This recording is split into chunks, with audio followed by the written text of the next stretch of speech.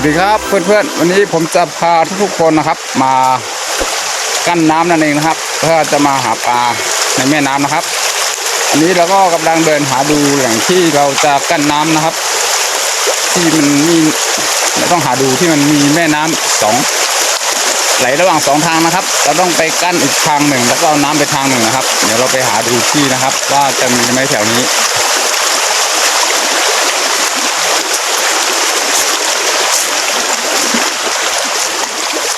นะครับน้ำลำธารเล็กๆนะครับน่าจะมีปลาตัวเล็กๆอยู่เราก็ต้องมาหาดูที่กั้นก่อนนะครับที่ผมก็เจอแล้วนะครับที่กั้นนะครับมันจะมีอยู่สองทางนะครับระหว่างน้ำจะไหลเราจะมาดูกันนะครับนี่ครับตรงนี้ผมก็จะกั้นตรงนี้นะครับเอา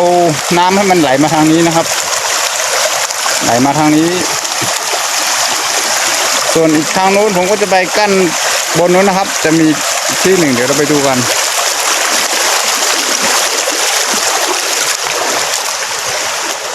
ครับน้ำมันจะไหลเข้ามาตรงนั้นนิดหนึ่งนะครับเราก็จะกั้นไว้ตรงนั้นแล้วก็ให้มันน้ำไหลตรงมาตรงนี้แล้วก็จะกั้นตรงนี้อีกที่หนึ่งปิดตรงนี้ก็ให้น้ำไหลตรงนั้นเราก็จะหาปลาในตรงนั้นนะครับเดี๋ยวเรามา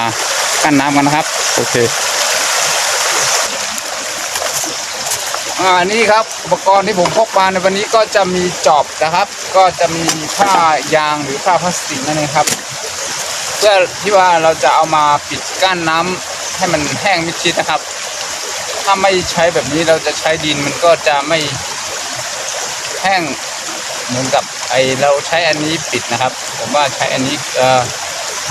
มันจะประหยัดเวลาไปนิดหน่อยนะครับเดี๋ยวเรามาลองเอาก้อนหินปิดตรงนั้นก่อนนะครับเดี๋ยวเราก็ตรงนั้นเราจะใช้ดินปิดเดี๋ยวตรงนั้นเราก็จะใช้ผ้ายางหรือผ้าพลาสติกนี้ปิดนะครับเดี๋ยวมาดูกันนะครับผมจะสาธิตให้ดูนะครับว่าการกั้นน้ำหาปลานี้ทำยังไงหรือจะในแม่น้ำนี้จะมีปลาอะไรบ้างนะครับเดี๋ยวก็มาดูกันนะครับ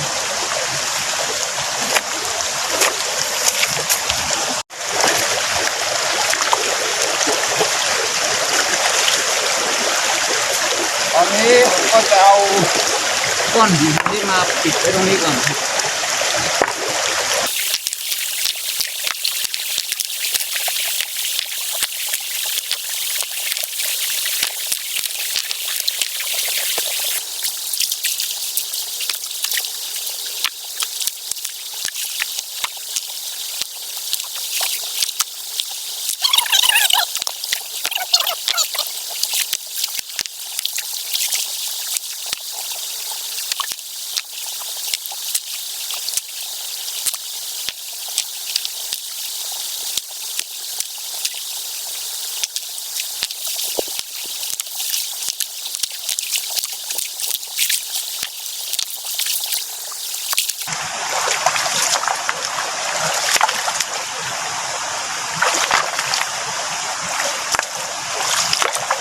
โอเคครับตอนนี้ผมก็ใช้ก้อนหินปิดเรียบร้อยแล้วครับนี่ผมจะไปหาดินเอามาปิดกั้นให้น้ำมันไม่ไหลนะครับไปนะครับเดี๋ยวเราไปหาดูดินกันว่าจะไปขุดดินที่ไหนดี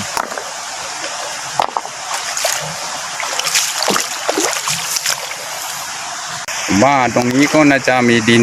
พอใช้อยู่นะครับผมลองมาขุดดูตรงนี้กัน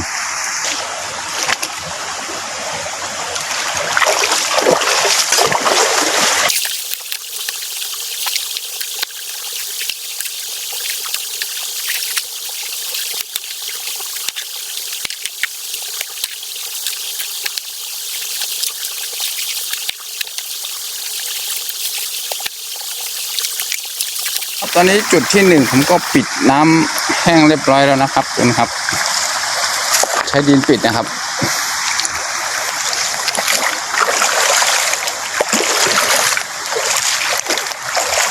ครับก็ขุดเอาดินจากตรงนั้นมาปิดตรงนี้นะครับตอนนี้น้ำแห้งแล้วจุดที่หนึ่งนะครับเดี๋ยวเราไปดูจุดที่สองกันนะครับว่าจะปิดยากหรือง่ายนะครับเดี๋ยวไปดูกันนี่ครับจุดตรงนี้นะครับก็จะมาปิดตรงนี้เราก็จะไปหาปลาทางนู้นนะครับ ไปเลยครับเริ่มมันเลย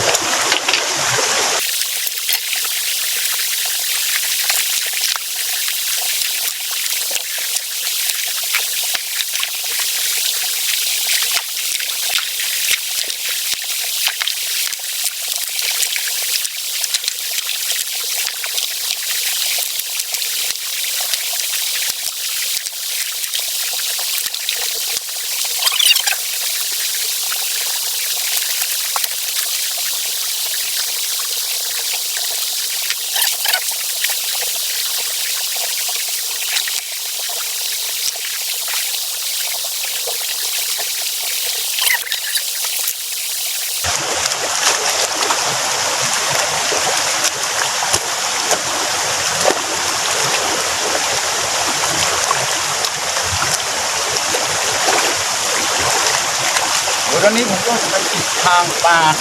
มันจะลงหมดนะครับเอาไปปิดกั้นไว้ก่อนเดี๋ยวค่อยมาปิดกั้นน้ำตรงนี้ให้มันสนิทนะครับให้มันไม่ชิดนะครับ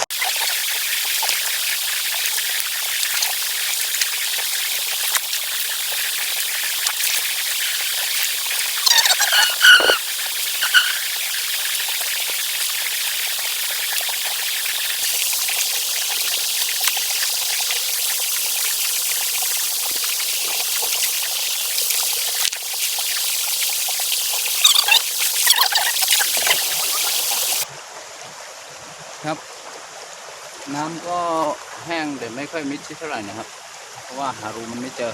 แล้วก็ไปเริ่มหาปลากันเลยนะครับ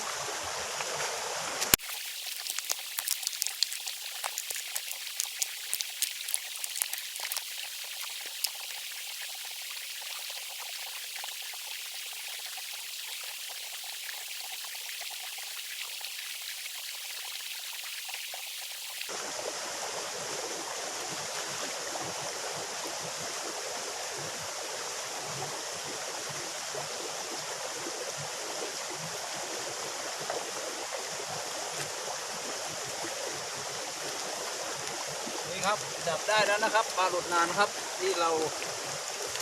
เจอเมื่อกี้นะครับอ๋อตัวใหญ่ค่อนข้างตัวใหญ่นะครับนี่คือปลาหลุดนาครับแล้วก็จะใส่กระบอกไม้ไปก่อน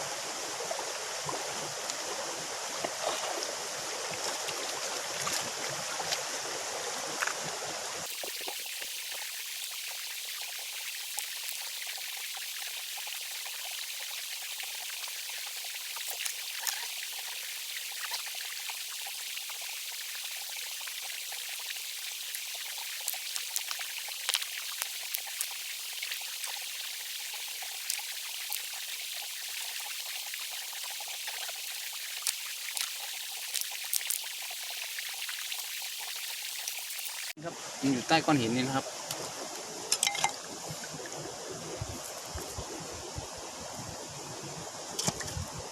นี่ครับ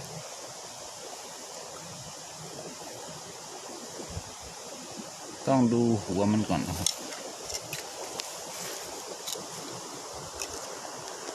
เห็นหางมันไหมครับนี่ครับหางมันอยู่ตรงนี้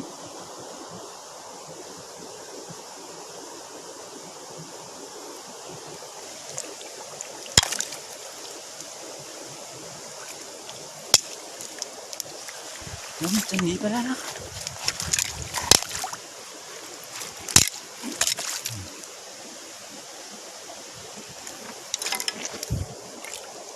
อุ้ยไปแล้วจับไม่ได้นะครับ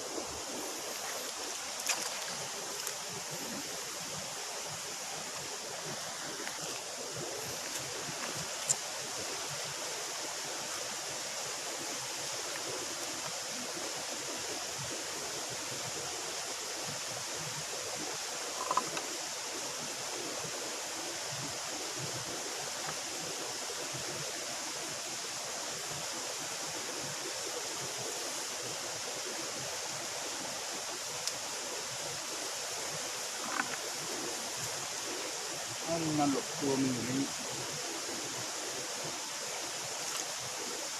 เห็นละ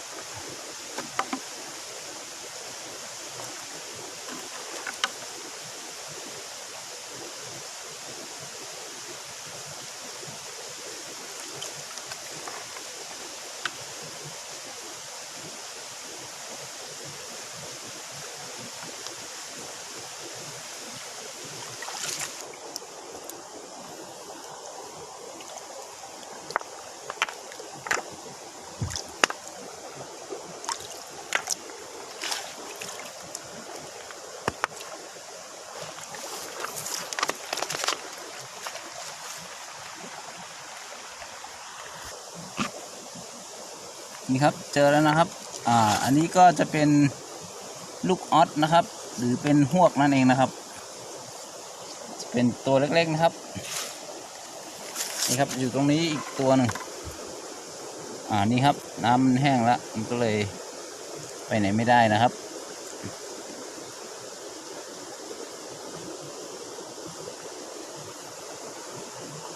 อันนี้ก็จะเป็นฮวกนะครับฮวกน้ำห้วยนะครับก็สามารถกินได้เช่นกันนะครับส่วนอันนี้ก็จะเป็นแมลงนะครับแมลงอันนี้ก็เราสามารถกินได้สำหรับแมลงยู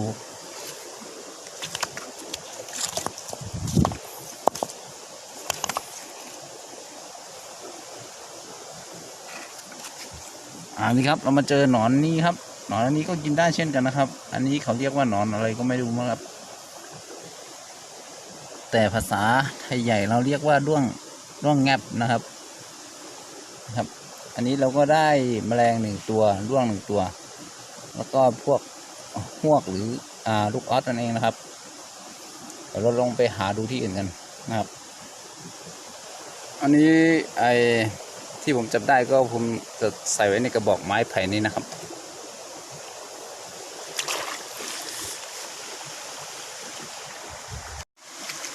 เดี๋ยวเรามาแงะดูใต้กาบไม้นี้นะครับมีปลาเลยซ่อนอยู่ไหม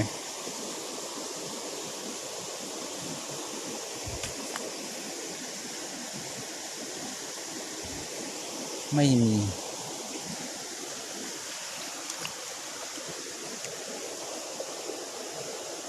ก็ไม่มีนะครับ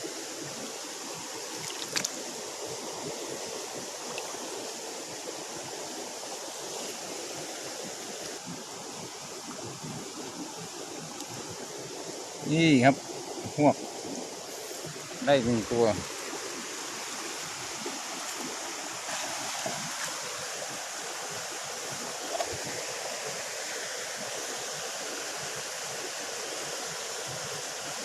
มองไม่เห็นข้างในครับมืด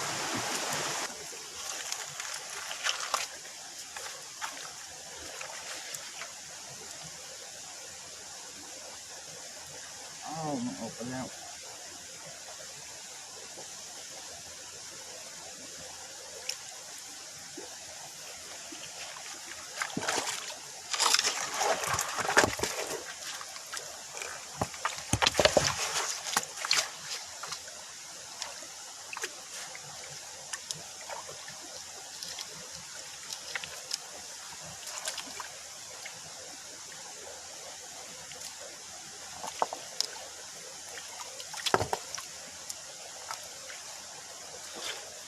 นี่ครับเจอนี่อีกตัวนึง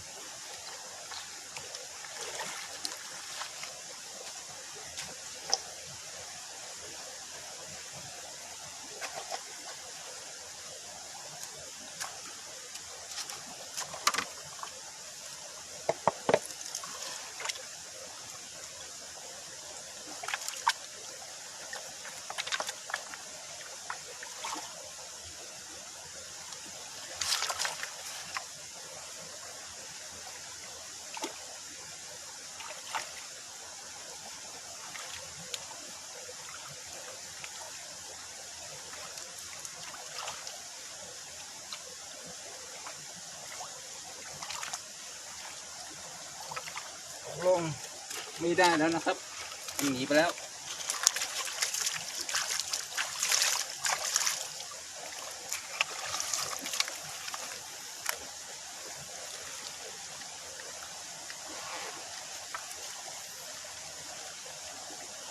ปลาไม่ค่อยมีนะครับเพราะว่ามันมีคนหาปลาเยอะ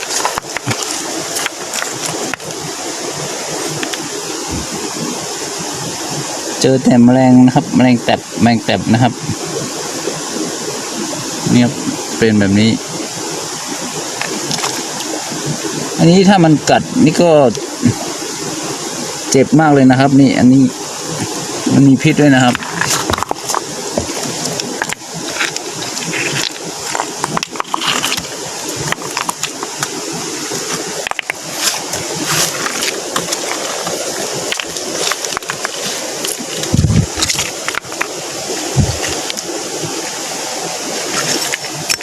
แต่ก็พิษมันไม่ค่อยร้ายแรงเท่าไหร่มันจะรู้สึกเจ็บแล้วก็บวมขึ้นมานะครับถ้ามันโดนมันกัด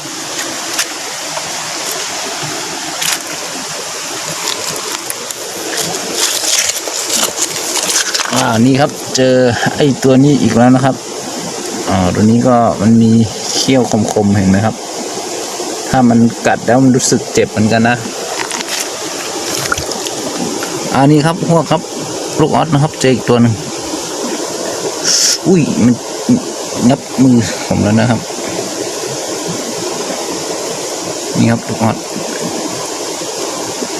ส่วนมากปลาก็จะเป็นปลาตัวเล็กๆนะครับปลาน้ำห้วยนะครับมันจะไม่ค่อยมีปลาตัวใหญ่เดี๋ยวเราก็จะเอาไปเก็บใส่ไว้ในกระบอกไม้ไผ่กัน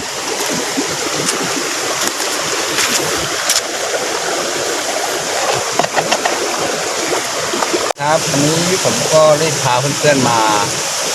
กั้นน้ำหาปลานะครับจะไม่ได้เยอะนะครับเพราะว่าวันนี้ก็ถือว่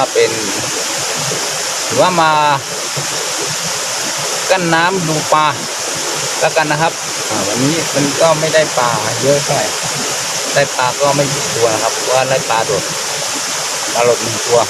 ก็พวกนะครับแล้วก็แมลงนี่ครับได้ปลาโดดหนึ่งตัวก็แมลงนะครับส่วนนี้ก็จะเป็นพวกอันนี้ก็เราก็จะไม่ค่อยพอกินนะครับเดี๋ยวเราจะปล่อยมันไปแล้วกันนี่ครับนี่ครับเราก็จะปล่อยมันเรื่อยไปเพราะว่าเราจะเอาไปก็มันก็ไม่พอกินนะครับเราต้องปล่อยไปแล้วกันผมลงน้ำไปนะครับ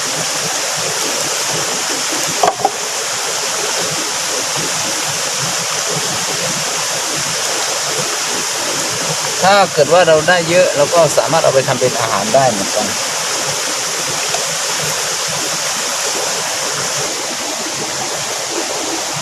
นี้ก็ได้อยู่ปลาหลุดแค่หนึ่งตัวนะครับให้พวกลูกออสหรือหวกนะครับก็ปล่อยมันไปหมดแล้วนะครับเพราะว่ามันไม่พอกินนะครับจัดไปก็มันไม่พอกินอันนี้แล้วก็สามารถเอาไปย่างกินได้หนึ่งตัวนะครับวันนี้ก็มากั้นน้ำหาปลานะครับถือว่าแย่มากเลยนะครับเพราะว่ามันไม่ได้ปลาน้ำก็ไม่ค่อยแห้งเท่าไหร่เดี๋ยวเราต้องไปเปิดน้ำลงเหมือนเดิมนะครับเพื่อให้ปลามันมาใส่อยู่ในลำธารนี้นะครับ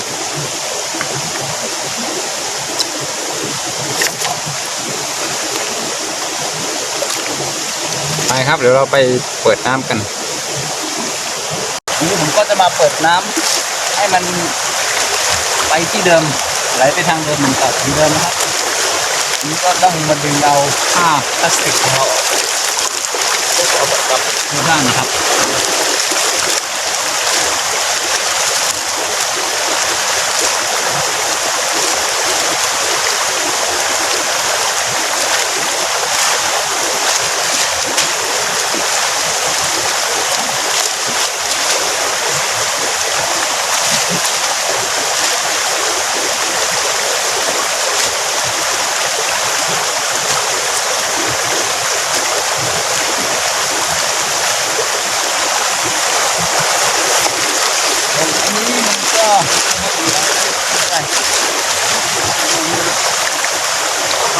น้ำทางน้ำให้มันไหลเข้าไปปลาที่อยู่ข้างในจะได้หนีไปได้นะครับเพราะว่าถ้าเราไม่เปิดนะครับปลามันจะตาย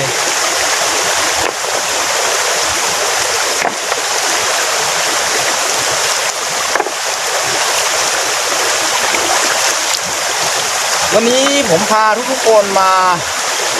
กั้นน้ำหาปลานะครับก็ได้ปลาหลดไปแค่หนึ่งตัวนะครับยังไงนะครับถ้าชอบคลิปนี้นะครับก็ฝากกดไลค์กดแชร์เพื่อเป็นกำลังใจให้กับผมทำคลิปต่อไปด้วยนะครับเดี๋ยวคลิปหน้าเดี๋ยวจะเอาโอกาสดีๆแล้วก็มาทำคลิปที่มันดีกว่านี้นะครับให้ทุกคนได้ดูนะครับสำหรับวันนี้นะครับผมต้องขอปิดคลิปเพียงเท่านี้ก่อนนะครับผมต้อง ลับบ้านแล้วนะครับ เพราะว่าวันนี้จะมากั้นน้ำก็มาแค่คนเดียวนะครับ เพราะว่ามันได้กั้นได้ที่เดียวนะครับเดี๋ยวโอกาสหน้าถ้ามีโอกาสนะครับ ผมจะพาทุกคนไปกั้นน้ำให้มันได้ปลาเยอะกว่านี้นะครับวันนี้ผมต้องขอลาไปก่อนนะครับขอลาทุกคนไปก่อนครับสวัสดีครับเดี๋ยวเรามาเจอกันใหม่ในคลิปหน้านะครับ